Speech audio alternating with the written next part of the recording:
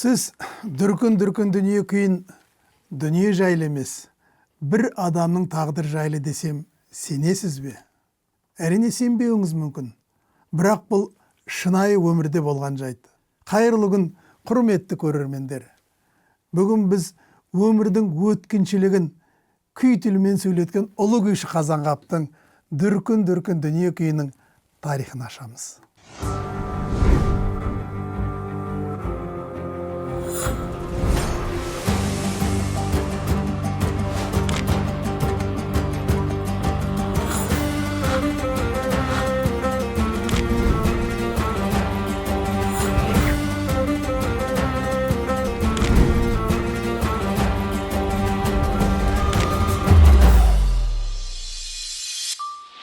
Бір 1895 жыл.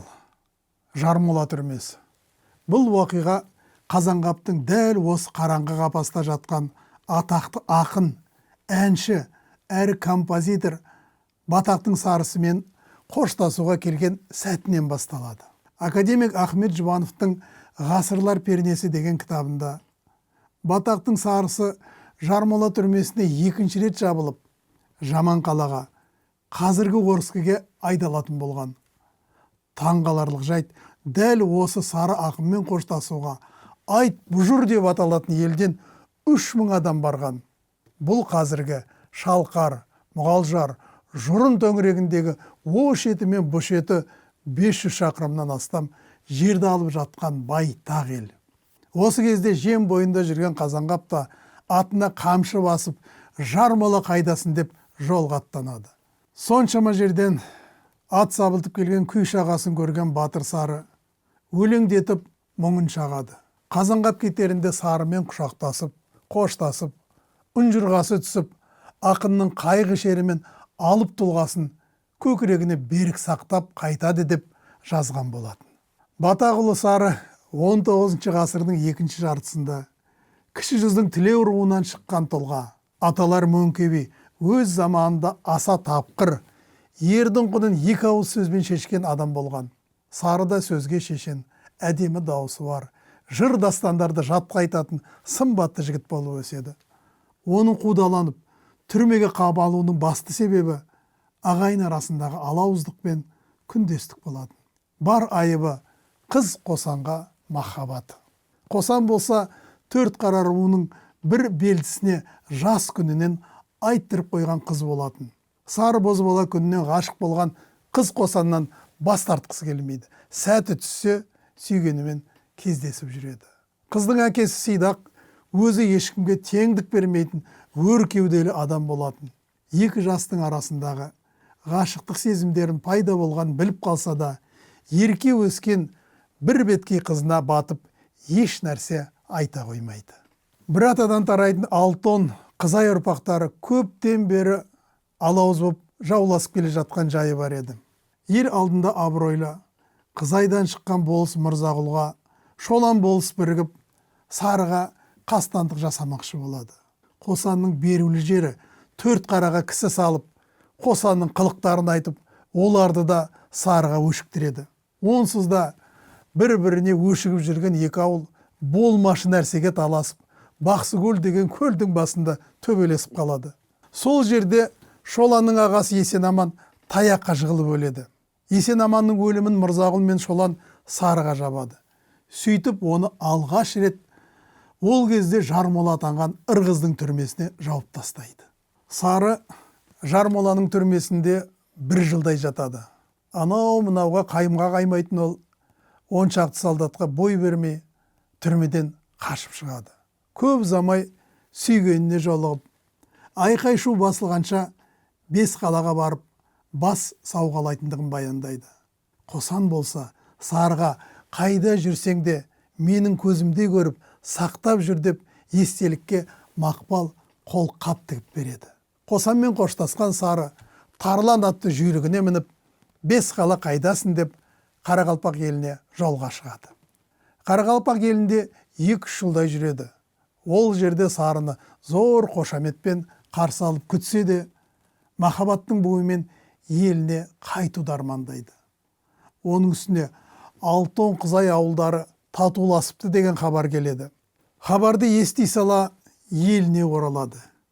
Еліне келген сары 6-10 қызайдың арасы татуласыпты деген жай сырттай ғана әңгіме екенін сезеді. Ең өкініштісі, іштей кек сақтап жүрген шолан сарыға патшаның әйелі ұл тауып, соған байланысты манифест жариялап, көп адамның күнәсін кешіріп жатыр. Сен Орынборға барып, генерал-губернатордан кешірім сұрасаң, ол өз-ақ сені кешіреді деп алдайды. Сары шоланның сөзіне сеніп, Орынборға бара салысымен түрмеге түседі. Түрмеде жатып атақты баласы мен батақтың атым сары деген әнін шырқайды.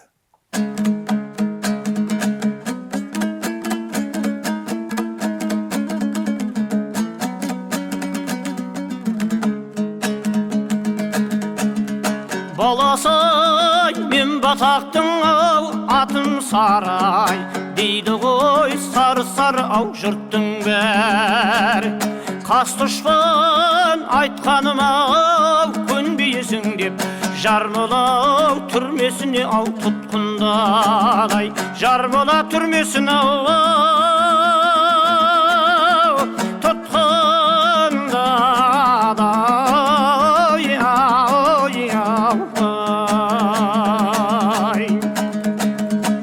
Баласай, мен батақтың атым батыр, қараңғы қамау дейді ай бұдау жатыр.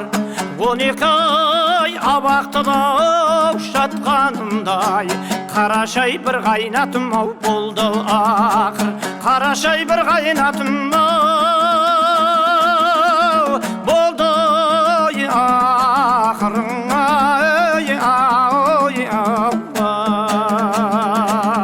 Генерал-губернатордың ел әкімдерімен ауызы бір екендігін енді түсінеді. Түрмеден шығып, өзін осындай халге түсірген Мырзағұл мен Шоланнан өшін алғысы келеді. Ақырында сары Орынбор түрмесінен де қашады. Тұтқындарды далаға алып шыққанда жайықтан өтетін паром тоқтап, қараңғы түсіп кетеді. Сол сәтті пайдаланған ақын қарасында батырады. Еркін әрі тыныш жүре алмайтын білген ол табын жаққа жер асып кетеді. Ол жақта бірер жылдай жүрсе де туған жерін, Қосанды сағынып, Көкжидеге қайтып оралады. Еліне сағынып жеткен сарының қуанышы су сепкендей басылады. Өйткені ғашығы ұзатылып кеткен екен. Онымен енді жол қалмайтын білген сары қатты қапаланады. Сарының келгенін естіген Қосан қызда төркіндеген болып, Көкжидеге әкесінің үйіне қайтып келеді. Алайда сары елге келіп жатыр деген хабар патша солдаттарының құлағына жетіп, ақынды күтпеген жерде қолға түсіреді. Қашып кетпес үшін қол аяғын кісендеп, Жармоланың түрмесіне тағы да әкеп жабады. Күндердің күнінде сарыны Орынбор Сібір жаққа айдайды деген хабар бүкіл елге тарап, айт бұжырдың 3000-дай адамы сарымен қоштасуға Жармолаға барады. Мұны естіген Қосан да барғысы келіп әкесіне айтады. Әкесі қарсыласса да, бұрынғы өжет мінезіне басып, жылқыдан сал күрең атты жүйрігін ұстатып, Жармолаға қарай бет алып жүріп кетеді. Жармолада жер қайысқан адамдар жиналған екен. Қосан қамалған адамдардың арасынан әрең дегенде көк арбаға тіркеулі тұрған сарыға жақындайды.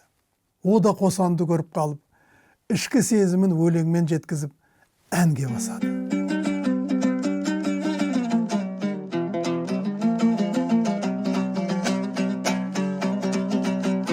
Жередеу жаңғылыштың қойау, қыздар шыққан, әулие қошқар ата қойау, аудыздан шыққан. Батақтың ерке өскен қойай, сарысы едім, болдым қой, осы күні қойау, елден шыққан. Мен өзім елден шығып қойай, табын астым, табынды бір жыл жүріп қойау, ажырастым. Сүрбеді қосарлыққа қойай, қол жарамай, құбыл қой, қаңбақты да қойай, саудаластым. Ырғыздан бір өткенде қойау, 3-4 өттік, міндікті тарлан атқа қойау, бөжекті өттік. Сарғайтқан сағыныштан қояй жаным қосан, тұсынан айтып өлең қояу талай өттік. Қандау қыз қасқа қосан қодау болыр изау, ақырау міне мұндай қояу күйге жеттік. Көрем бе көрмеймін бе қояу жаным қосан, айдалып алыс сапар қояу Сібір кеттік. Көрем бе көрмеймін бе қояу қайран едім, айдалып алыс сапар қояу Сібір кеттік. Айдалып алыс сапар Сібір кеттік ау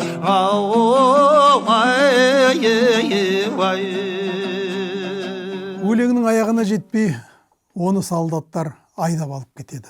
Ел сарының қарасы көрінбей кеткенше ізін бақылап тұрады. Сүйгеннен айырылған қосан екі көзінен жас төгіп, әкесінің үйіне барып, жер бауырлап жатып қалады. Ақынмен қоштасып, үнжұрғасы түскен Қазанғап та аяқ құмға бет алысымен артынан суық хабар келеді. Жаман қаланың солтүстік жағындағы Шилсай деген жерде ешбір заңсыз, сотсыз сарыны атып өлтіріп, ит пен құсқа жем қылып айдалаға тастап кеткен екен. Біраз уақыт өткен соң Қазанғап Қалыбек ауылына да келіп ат басын тіреді. Ауылдың қара домалақ балалары Қазанғап аға келді, күйші келді деп сүйінші сұрап, үйді аралап кетті. Ілезде шай қайнап, қонақтар дастархан басына жайғасты. 2 жылдан бері ат ізін салмаған Қазанғаптың да айтар әңгімесі көп еді. Ішіндегі мұңын жасыра алмай, сабас сарыны еске алады да, іргеде сейіліп тұрған домбырасын алып, дүркін де, өтеді шіркін бір күнде, жолдас қылып нетесін бір күні тастап кетесін, дүние деген шіркінде деп, бір күйді бастай жөнеледі. Күйді тартып біткен соң Қазанғап домбырасын қайтадан іргеге сүйей бере, дүркін дүние, біреу аз жасайды, біреу көп жасайды, біреу бай, біреу жарлы. Бірақ сарыдай артынан із қалдырар, сабас қайда бізге? Жармола түрмесіне жатқанда қоштасып қайттым. Сабазың арманына жете алмай, нақақтан күйіп кетті-ау деп көңіренді. Аға, мына күйіңіздің аты дүркін дүние болсыншы деді. Босаға жақтан бір отырған 9 жасар сары бала. Хей, мынау қайдан келген бала? Не бар қонақтардың арасында? Ей, бары кетті алаға деді. Бұл Ержанның Кәдірәл деген баласы ғой. Домбыра десе жаны қалмайды деді Қалыбек. Таңдана қараған Қазанғап Ишратпен баланы қасына шақырды. Қанекей қалқам, мына домбыраны қолың ал, ұялма, ойынға түскенде емес, көкірегіңе түйгеніңді тартшы деді Қазанғап. Бөздан балының ышқырын бір көтеріп қойып, домбыраның шанағын өзіне ыңғайлап қыса ұстады да, Қазанғап тартқан күйді төге жөнелді. Терең ойға беріліп кеткен Қазекем балаға бұрылып, маңдайынан сүйді. Шөліркеп келіп ем, мейірім қанды, Тәңіріге рахмет. Енді маған өлім жоқ деп алғаш рет көзіне жас алды. Қазанғап бірнеше күн ауылда болғанда Кәдірәлі бала адамдардан сұрастырып, қозыларын Қазанғаптың жүрер жолына жаяды. Қазанғап атымен баланың тұсынан өте бергенде, Кәдірәлі бала жаяулатып, мені де ала кетші деп, соңынан жүгіріп қалмай қояды. Ақыры не керек, күйші жас баланы атының артынан мінгестіріп алып кетеді. Келесі күні аяқ-құм өңірі шу өте қалады. Апырау, Кәдірәлі қайда кеткен? Кешеден бері Ержанның қозы бағып жүрген баласы жоқ деп айқай салады. Мұны естіген сол елдің тұрғыны Қазанғаппен бірге Шалқарға бағыт алып кеткенін жеткізеді. Кешеден бері дүркіреген ел басыла қалады. Осы уақиғадан кейін ауылдағы жеңгелері Кәдірәліге қашқын бала деп ат қойып кетеді.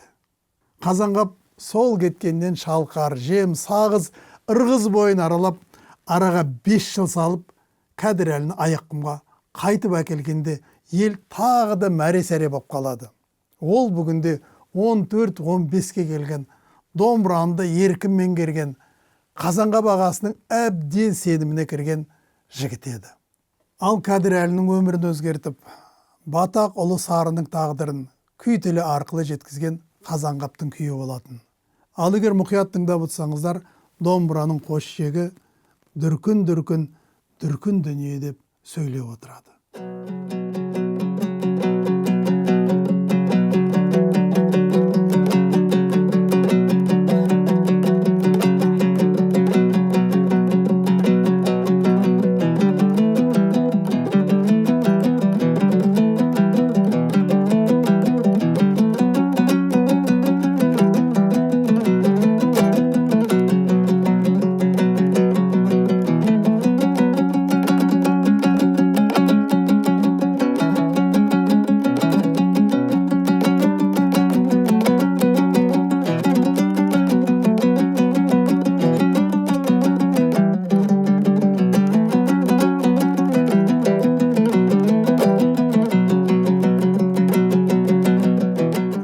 Осымен бүгінгі бағдарламамызда өз мәресіне келіп жетті. Күйдің күмбірі көңілдеріңізден кетпесін. Келесі кездескенше аман сау болыңыздар.